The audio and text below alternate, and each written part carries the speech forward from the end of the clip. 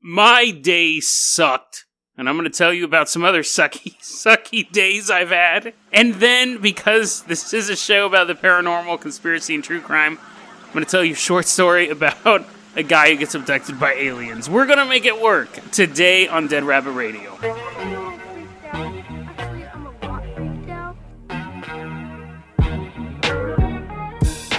Hey everyone, welcome back to another episode of Dead Rabbit Radio. I'm your host, Jason Carpenter. Yeah, I'm not having a good day. You know what the thing is I hope you're having a good day. And I hate breaking openings. I like to keep the openings the same. It's funny because as a listener of consuming stuff, you have a routine and you want to hear the same thing all the time. That's why I've never changed the intro. I've never tried, let's do something different. Like, it's been the same since episode 1.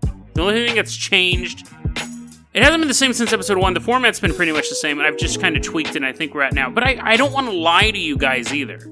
Today sucked. So today's episode, I actually didn't plan on doing it. It's 9:30 right now at night. And I was like, I'm not going to release an episode. And I thought, 99% of life is just showing up. So just show up.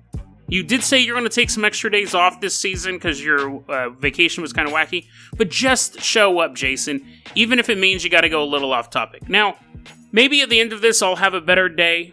Maybe at the end of this, you'll have a better day. Maybe your day sucked. See, the thing is like my day, and sorry, this first part's going to be kind of vloggy. So if that's not what you're here for, if you're a new listener, I apologize. If that's not what you're here for, and you're an old listener, you're like, Jason, just tell a story about a ghost. Fast forward, or listen to it at a high speed. But if you just want to hear about my bad day, which I don't know if any of you do. Anyways, let's talk about it. Woke up, did jujitsu, and that went great. That went totally fine. No jujitsu for next week, though. I had a doctor's appointment today that I'd planned a long time in advance. It snowed. I couldn't make it. My ride couldn't take me to the city that it's in.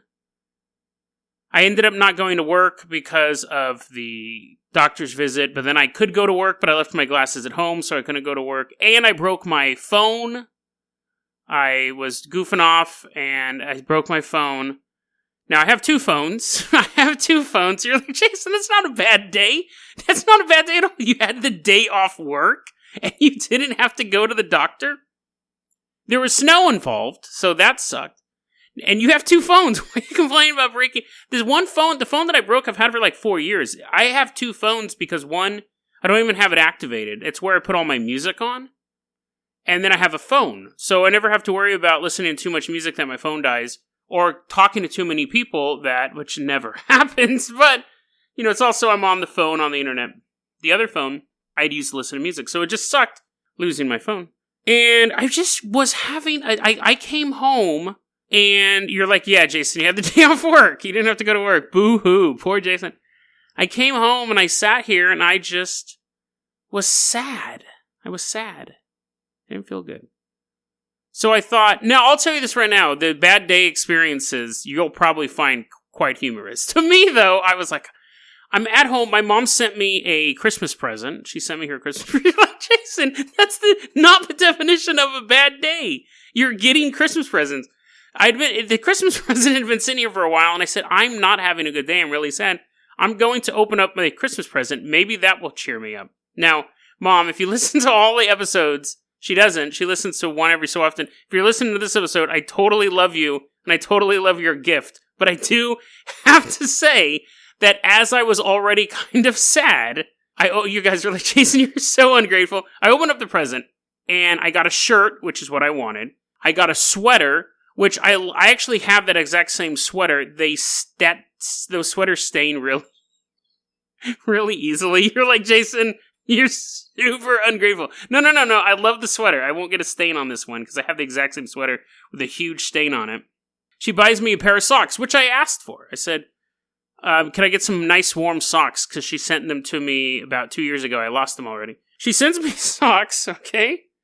And it's just one of those things. When you're already having a bad day, everything seems to be wrong. She sends me these socks, and I look at them, and it's size 13 to 15 socks. Now, again, on a normal day, if I had opened that up on Christmas Day, I would have simply laughed. But because my day was already just a series of unfortunate incidents, I'm thinking, does my mom know who her son is? I'm not Shaq. Who has size 13 to 15 socks? And so they're pretty comfy, though, so I'll give her that. And then my mom, and I feel really bad about this one, actually. My mom sent me 2 gift cards. And everyone else has no presents right now. They're like, I don't even have presents. She sends me 2 gift cards. And it's $15 each, one for Dairy Queen and one for Taco Bell. And I looked at them and I'm like, but I'm on keto, dude. I can't even spend these right now. And I remember sitting back. So I'm so ungrateful. I love you, Mom, so much. I remember it just happened today. I sit back in my chair. Sitting back in the chair, and I'm looking at these gift cards, and I'm thinking, I can take a break off the keto. This is fine. Like, this isn't like super. This isn't a bad present. It just goes. I'd have to stop doing my diet to eat at these places. But also, it's snowing, so I can't even leave my house. I can't even leave my house to walk the 2 miles to the restaurant to use these things today. You're like, you don't have to eat today. But then I'm thinking, well, if this is my problem, I think if I'm going to break my keto on day X, I'm just going to break it now. So if I know that I have a birthday party coming up or a celebration Christmas party on Friday, compelling podcasting, I know. If I have a party on Friday and it's Wednesday, I'll just go, well, I'm going to break the keto on Friday. I'll just break the keto now. Which is stupid. But that's what I do. So, I get a gift card for Taco Bell, gift card for Dairy Queen, and then I I had a free Domino's pizza. Because I ordered Domino's pizzas in the past. You're like, Jason, how many pizzas do you have to order before a corporation gives you a free pizza? So anyways, I go, well, I'm going to eventually go to Taco Bell, so I'm just going to eat pizza today. I order a Domino's pizza, and I just devour it. And then I went and I hung out with a friend. I took a nap because I was still feeling quite miserable. I did end up going to hang out with a friend for the past couple hours. And I came home, and that made me feel better. And then I came home and said, I'll record this podcast. So you're like, Jason, are you really going to spend 8 minutes telling us about how crappy your day is? Yes, actually, well, no, because I'm going to spend more time. And the reason why, and we're done with that day, the reason why I'm telling you these bad day stories is because maybe you're having a bad day today. Maybe you're having a bad holiday. So I want you to hear some funny stories, miserable Jason stories that I think are quite humorous. So let's see if I can get both of them in. And maybe it'll cheer you up. Maybe it'll make your bad... And don't worry, I'll talk about aliens. I got an alien story at the end. Don't worry. Don't stop listening to it yet. So that was my bad day today. And again, you're sitting there thinking, Jason, that is not a bad... You're not... Okay, so this was my bad day. I had jujitsu, which was totally fun. I got the day off work. I didn't have to go to the doctor's office. I ate a pizza and opened a Christmas present. And I'm like, oh, my day sucked. Here, check this bad day story out. So, one day, this was probably about 2 or 3 years ago. So, I was 350 pounds at the time, and I was super poor. I had very, very little to no money. At the point of this story, I had zero money. All I had was a Subway gift card that I think my brother gave me. Now, I'd eaten Subway on it before. I had enough money on the Subway gift card for one sandwich. It was like $7 or $8 left on the card. No other money on me. Zero. A lot of times people go, oh, I'm broke. They have like a couple thousand in savings. They're like, whoa, I'm not touching my savings. Like, my checking account's broke. No, I was flat broke. I didn't even have cans to recycle. Broke. So I go to Subway and I buy myself a foot-long spicy Italian, which is what I ate back then. And I have this big green jacket. I had this jacket, I think I bought it like shortly after 9/11, so the jacket is like 18 years old. It's this giant jacket with these giant pockets, and it's just like, just drapes over me. It looks like the jacket the bad guy wore in Blade 2. So I always pretend I'm that dude. I don't remember his name, but I'm always hiding in the shadows, distending my jaw. So that was a good movie, actually. The first one was the best. Blade 3 was terrible, but this is not a movie review show. I'm walking... I saw the trailer for the new Grudge movie. That movie's terrifying. We'll talk about that later, but you're like, no, Jason, talk about that now. That's more on topic. I'm walking from Subway home, and at this point, I have like maybe 35 cents on my Subway gift card. No other money. This was my dinner. This was the only food that I had available, because I was broke. And so I walk home. It's about 1.5 miles, again, 2 miles from the fast food restaurants to my house. I walk home. I come into the apartment. I start taking my stuff off. I go I guess I should have said this earlier. I put my sandwich in the jacket pocket. Put the sandwich in my jacket pocket and walked. I'm listening to my music on my old phone that's broken now. Thanks, glad the story reminds me of that. I get really attached to stuff like that because it's been on so many adventures with me. I'm walking down the street. I have this sandwich in my pocket, big foot long. It's jacket, giant jacket, huge pockets. You're like, Jason, I don't think you have foot long pockets.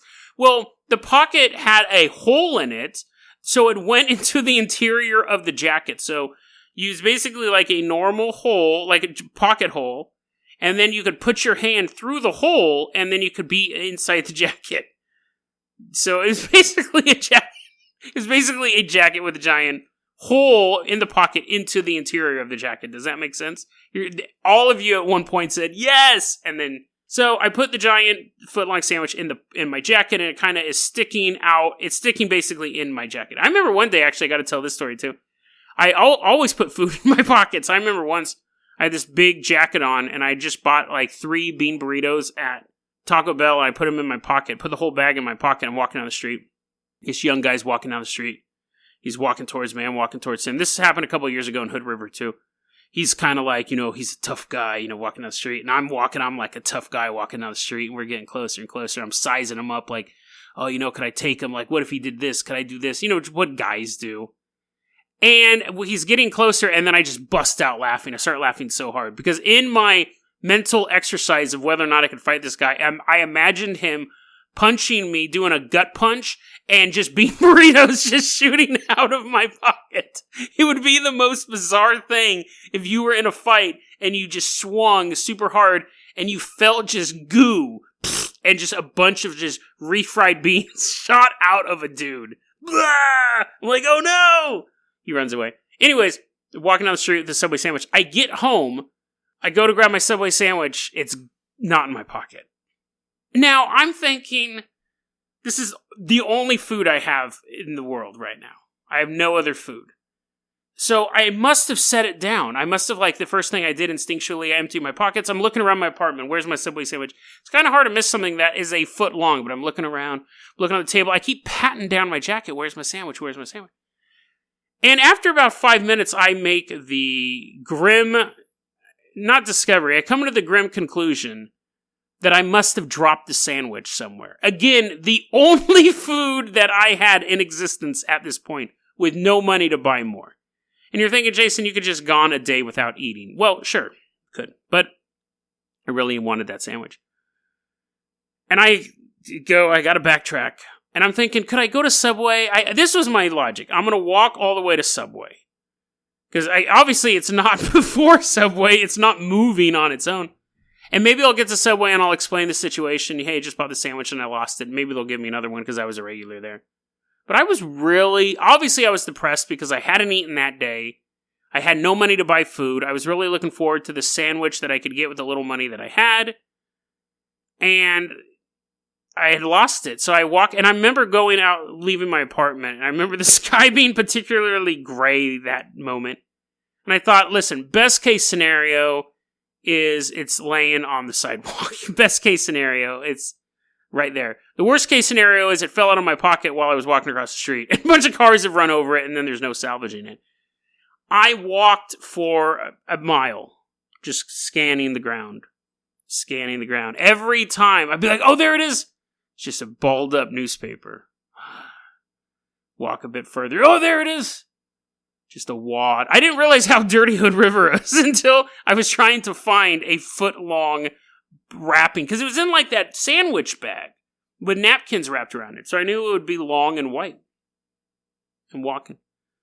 I get about a mile out. And I see a Subway napkin on the ground. And I go, aha! I'm close! I felt like Basil, the great mouse detective. I think his name was Basil. I think Basil's not a fruit, it's a spice. And I go, aha! I'm close. I can smell it. I can smell the pepperoncinis from here. And there my sandwich was, a couple feet away, in the gutter, just sitting there. Now it had fallen out of the bag. So the bag is just blown away at this point. But in the gutter, there is a perfectly wrapped Subway sandwich with a napkin still attached to it. The other napkin had blown away. And I remember thinking, I'm very grateful that it wasn't raining, because the gutter was total. You're like, Jason, this story's not going where I think it's going. As I'm approaching my prize, I remember thinking, well, it wasn't raining. The gutter is dry. It's bone dry. There's a couple leaves blown around. The sandwich is perfectly wrapped. It hasn't even been touched. Not even a squirrel had come over in the half hour this whole journey has taken. I felt like Frodo. That doesn't make sense. Frodo wasn't looking for something. Frodo was trying to destroy something. Technically, Mount Doom was my stomach. The sandwich was the ring. And now I was ready to complete my task. What's funny is, across the street there was a house. And I remember as I bent down to pick up the Subway sandwich, I imagine someone in that house was probably watching television, flipping through channels. And for some reason, that had caught their eye. There was something white just sitting in the gutter. A foot-long white object sitting in the gutter. And they're like, I wonder what that is.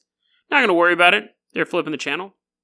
And then, a short time later, they see a 350-pound man walk up, stare down at the object in the gutter. And they're like, what? I wonder what that was. Guy reaches down, picks it up, looks at it, and at that point you recognize that it's a foot-long sandwich in the gutter. And then you watch this 350-pound man put it in his pocket and walk down the street. Dude, that sandwich tasted delicious because I had to work for that sandwich, and I was grateful. I was super, super grateful that even though I had to go backtrack to get that sandwich, I was able to eat that night. That was a bad day. That actually was a pretty crummy day. But you're like, Jason, the moral, you got the sandwich. Yeah, but I felt so miserable even having... Obviously, like, I've been poor most of my life. Like, right now, I'm actually doing pretty good for myself. But there's been most of my life, I've been like, do I eat today or do I drink a Coca-Cola? Like, I've had long stretches of my life like that. And here's why. I'm not very good with money. Like, even when I was making good money, I made poor money choices. Now, I make less money than I have in the past, but I make much better money choices. Not perfect money choices. But a big part of being poor is making good money choices. It's not going to solve all your problems. Sometimes you are actually underemployed. But for me, now that I'm making better... Keto helps a lot, actually, because I just buy meat in bulk. I make better money choices now. So it's not as likely that I'm completely out of money. I was completely out of money a couple months ago, and that's why Chris K, the founder of the Golden Rabbit Brigade, he's like, you got to start a Patreon. And he gave me some money because I was talking about not having food or something like that. And that used to be a regular occurrence for me. Now it's once in a blue moon. I will always appreciate Chris K reaching out to me like that. That was great. But yeah, I would be like, do I buy a $1 hamburger at Walmart today, or do I buy a Coca-Cola, a refreshing Coca-Cola? Spent a lot of my life like that, childhood and adult life like that. It's only been recently that I've been more stable with my finances. But anyways, that's why it was a reminder of just the abject poverty I had placed myself in.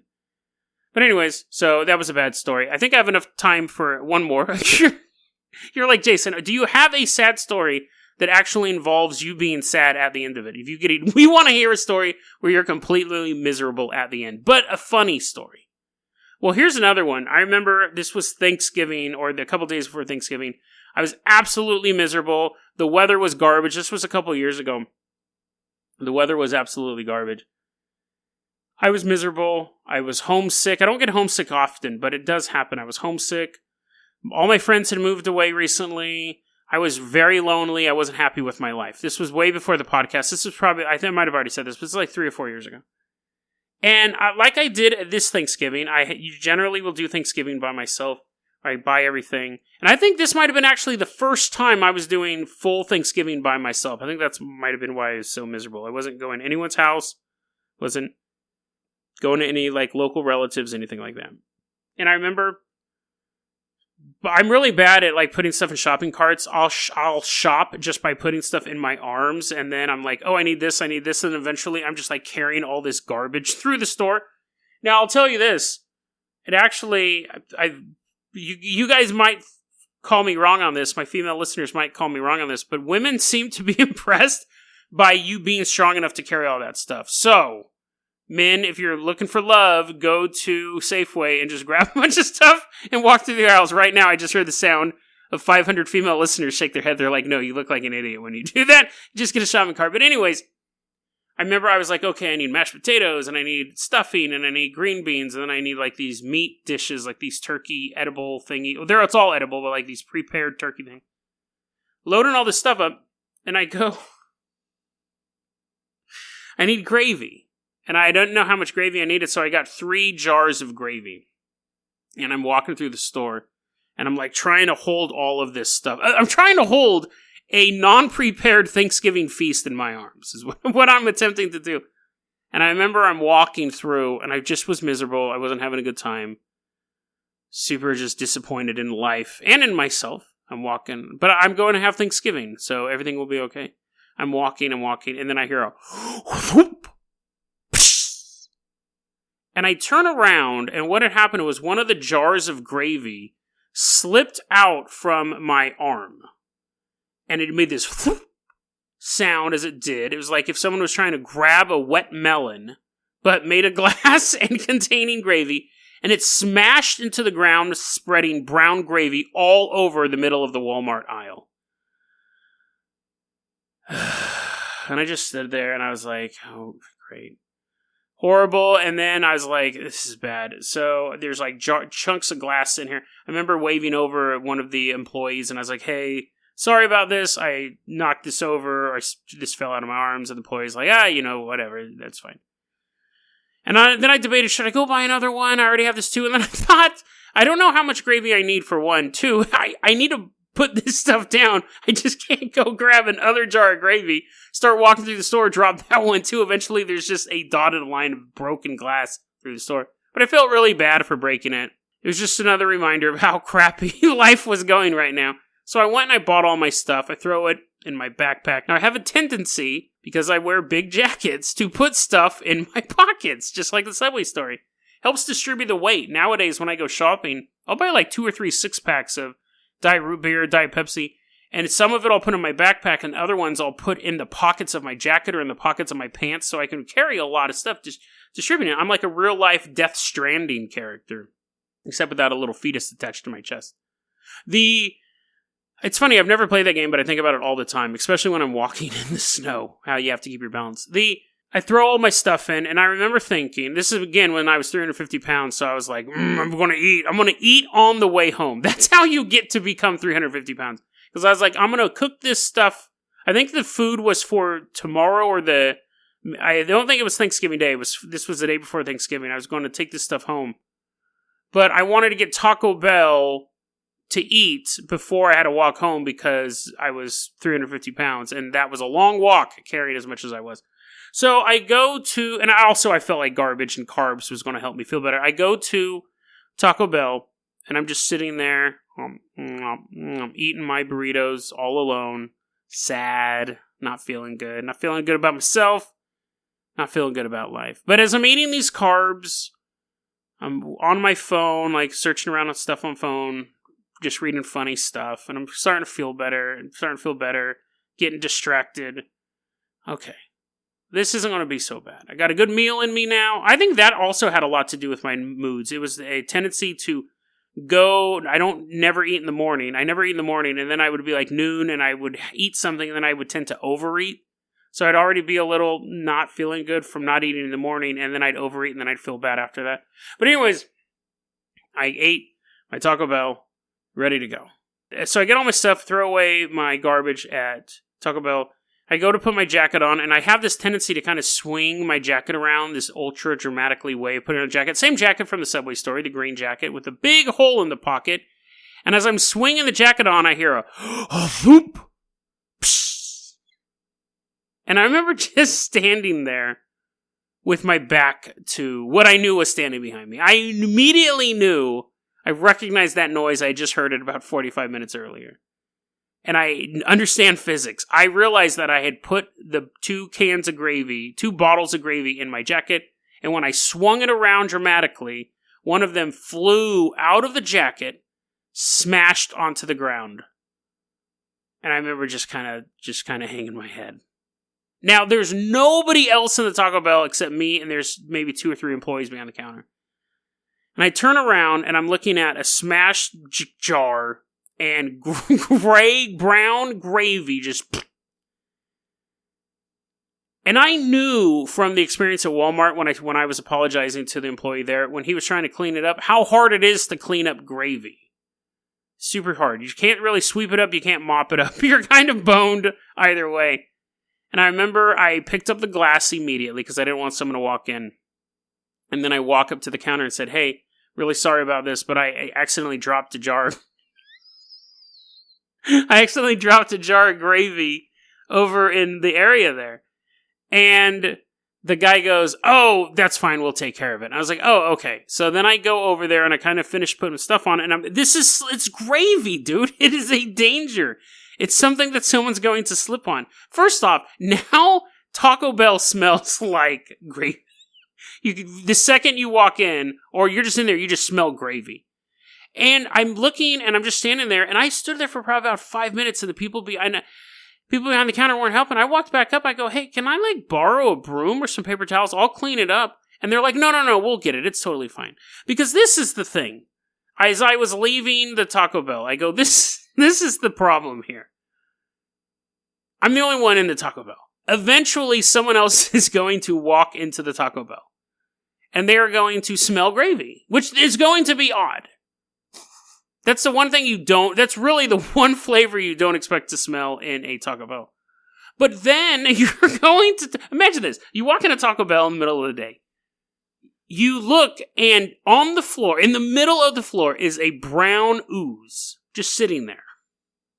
In a place that sells no gravy, has never had gravy ever. In a KFC, you wouldn't even bat an eye. But you're at a Taco Bell, you walk in, there's 16 ounces of brown ooze just sitting on the floor in front of you. What would go through your head? Now, you could go, well, I would just assume somebody spilt gravy. Some idiot brought gravy into a Taco Bell and then spilt it. But I remember leaving and I thought that would be so puzzling to me. It'd be the same thing as if you walked into a McDonald's and there was a chicken fried burrito or a quesadilla just sitting on the floor. You'd be like, what? Where did this come from? And it's just sitting there, the employees are completely ignoring it. You would think that it was a Mandela effect. Now Taco Bell has always served gravy. What are you talking about? It's always been here. I walked home, now 2 jars of gravy short. Completely miserable. Again, felt like I just was not on a good path. And I remember walking, and I get to my apartment complex, and right then, I hear, hey, buddy! And I look up, and my buddy Jonas, who had been in LA for probably about a year at this point, had just walked up to my apartment, knocked on the door to see if I was there, and I wasn't, obviously. I was contemplating my horrible existence walking on the street. And he walked out, and he goes, hey, I was just at your apartment seeing if you're home.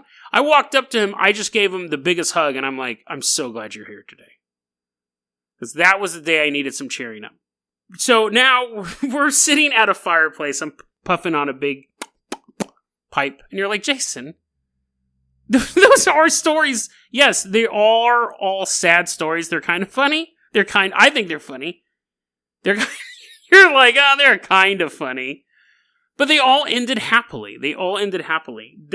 I've had worse days than you, Jason. And yes, you have. And obviously, I've had worse days than the stories I've told. I could tell you miserable days where I've lost loved ones or people made horrible decisions that affected their lives forever. But I'm not going to tell you those stories. Puffing on my pipe. Because this isn't a competition. The point of this odd episode we're recording isn't, I have worse days than you. It's that the point of the episode is, 1, there's an episode being recorded tonight, and 2, even when we have bad days, we don't know how they're going to end. Today, I was really miserable, but it had a good ending. The Subway sandwich story had a good ending. The gravy story, in the end, actually, that 1 jar of gravy, when I poured it, it had 3 jars of gravy in it. It was a Thanksgiving miracle, you may. No, it wasn't. It was just 1 jar of gravy, but it was enough. It was enough for me. I don't know why I thought I needed 3 jars of gravy. So, you may be having a bad day, you may be having a bad weekend, but you don't know how it's going to end. So keep going. Keep walking. Keep looking for that Subway sandwich in the sewer. Because things might work out. I think things always work out in the end. Sometimes it takes a long period of time, but things still get done. I planned on not doing an episode today. I 100%, by the time 3 p.m. rolled around, I said, nope, not doing an episode. I am not doing an episode today. I'm so crummy. I'm feeling so bad. I'm not doing an episode today. Took a nap, did everything to avoid doing it, and here we are recording an episode. And you're like, yes, Jim, quote, air quotes, episode. Let me tell you an alien story real quick. You're like, yes, you're settling in. You're putting on your alien pajamas. You're like, all right. I fast-forwarded all this stuff for this. I found a website. It's the part of I'm sure it does more than this, but the website part that I saw was specifically alien encounters in the year 1988. So I got some good ones. Now this one takes place in Saltsburg, Pennsylvania. You're like, ooh, this sounds awesome. March 18th, 1988. This UFO comes down. It's shaped like a V, flying around. Oh wait, it says on my notes, no sound was heard. So, there you go. UFO's falling down. So this guy, we've got to make this quick, because we're running out of time. You're like, Jason, no, don't you dare make this quick. You just spent all that time talking about eating food out of the sewer. Technically, it was the gutter, not the sewer. But anyways, so this guy's traveling to his friend's house. It doesn't say if he's walking, skiing, driving. It's from 1988. What do you expect? This guy's going to his friend's house, and the next thing he knows, he's walking around in a grocery store. He's super disoriented. Oh, I don't know where I'm at. Oh, I'm super hungry. It's basically me. It's basically me 2 years ago. He walks in the grocery store, disoriented. He's hungry. He's thirsty. And then he looks at his watch, and he's like, oh my God, 2 hours have passed. I just left from my friend's house. I know it, but now, I can't see anything. Low blood sugar. He's eating food, eating Twinkies. They're like, sir, you didn't pay for that. He's like, alien abduction, get out of my way. He realizes 2 hours have passed. Now, at first off, he doesn't think that aliens are abducted. He does remember seeing something fly over his car. So that kind of scared him. And then his car stalled. But he's like, it might have been connected to that. It could have just been, my watch broke and I'm just really, really hungry. Eating all this food. Dropping gravy. Psh, psh, psh. They're like, sir, no. He's like, I don't know. The aliens are making me do this. Knocking gravy over. Anyways, it's weird enough. He can't figure it out. That he goes to a hypnotherapist. And this is what he recalls. He remembers his car stalling out in the middle of nowhere. And then this is quite short, honestly. A 4-foot tall alien and he's not a gray, because grays are normally short, but it's this 4-foot tall alien with like a long head and pincers. He walks up to the car. He's wearing clothes. Grays are always naked. I've always heard that theory that, the idea that aliens are demons. That's a common theory. But the reason, like, reptilians will tend to wear clothes. The reason why gray aliens don't wear clothes is because they never were exposed to original sin. It has to do with how humans ate the apple. According to the Bible story, humans ate the apple and then they realized they were shameful because they were naked and they started wearing clothes. Other alien races wear clothes. The reason why grays don't wear clothes is because they were never exposed to original sin. I should actually do some more research on that. I think that'd be an interesting topic for a show. They're pure. They're pure beings. They don't have shame in that sense that other species do. But anyways, I mean, nudists, you can say don't have shame, but it goes more deeper than that into the psyche. So anyways, this reptilian, he's wearing a purple robe, purple bluish gray robe. I don't know where I got purple from. Forget I said purple. Bluish gray robe with a fringed bottom. I gotta say this, if a 4-foot tall alien with pincers was coming at me, I'm not looking at the bottom of his robe. I don't know where that detail come from. It also had an insignia on its chest. It doesn't get a lot of detail. This whole story doesn't have a lot of detail. This is where I thought was the most interesting, and I honestly got a little too excited because I misread it. Here's from this report. The witness was then placed in a jar-like object and then taken inside a large cigar-shaped craft. So now I'm imagining, like, from a 1950s comic book, a dude in a jar. Like, no, let me out! And it's like a cover of, like, a guy in a jar banging on it, and there's, like, an evil scientist or an alien standing over it, pointing at it, and it's like, amazing tales! 10 cents. You can't tell me you didn't just picture that comic book cover in your head. And I was like, dude, a guy being placed in a... What's a jar-like object? Just say it's a jar. I guess a jar... What if he's in a jar of gravy? So now that's the cover. He's like, whoa! He's swimming in gravy. There's a scientist... There's an evil guy pointing at a jar of gravy. And then in the background, you see me running. You see me running towards the jar of gravy to rescue him, to knock it over. But anyways, a jar... I don't know what the difference is between a jar and a jar-like object. But anyways... So this guy, he realizes he's put in a big old jar, and he's like pounding on the glass. Comic book cover's going on. And then I'm going to read this sentence the way that it's written, and then I'm going to read it the way that I read it, and you'll realize why I wasn't more excited about doing this story. So this is how it's written, the next sentence. And this is the last sentence, actually, of this description. Inside the craft, the witness was apparently examined by several similar beings. So, he's in a jar, and then he sees a bunch of other 4-foot aliens come up and tap on the glass, stuff like that. Now, when I read it originally, I was like, hot dog, this story's going to be amazing, and I did a bunch of other research. I couldn't find any more information about this encounter than what I just read you, but I was like, this is amazing! I'm super excited, because this is what I thought that last sentence said. Inside the craft, the witness apparently saw several similar beings, so I was like, oh... There's other people in jars, dude. So it's like he wakes up and he's in a jar and he looks and there's like 50, 100, maybe 1,000 jars of different alien species all banging on the side. That's so awesome, dude. No, I just misread it. He's just in a jar. There's aliens poking at it. I was like, damn it. I was just reading it actually before I started recording this episode. You know what? And that goes perfect with my bad day. Because I honestly thought I was going to tell you a story about a guy trapped in a jar with a bunch of other aliens. Like these aliens were collecting species from around the cosmos and they were all putting them in jars. And then 10 minutes before I decided to record this episode, I looked this story up, I read that last sentence, and I went, ugh. Still an interesting story. How many times do you hear about people being put in jars when they're still alive? But it would have been more interesting if there was a bunch of jars everywhere. So that's the episode. That's the episode. I liked it. I hope you guys liked it too. I'm having a better day, so I'm going to go ahead and do my intro now. Hey everyone. I forgot it now. Hey everyone, welcome back to another episode of Dead Rabbit Radio. I'm your host, Jason Carpenter. I'm having a great day. I hope you guys are having a great day too. I really hope you guys are. I'm never going to do that intro if it's not true, because that way, when I do it, you know it's true. DeadRabbitRadio@gmail.com is going to be your email address. You can also hit us up at Facebook.com/DeadRabbitRadio. Twitter is @DeadRabbitRadio.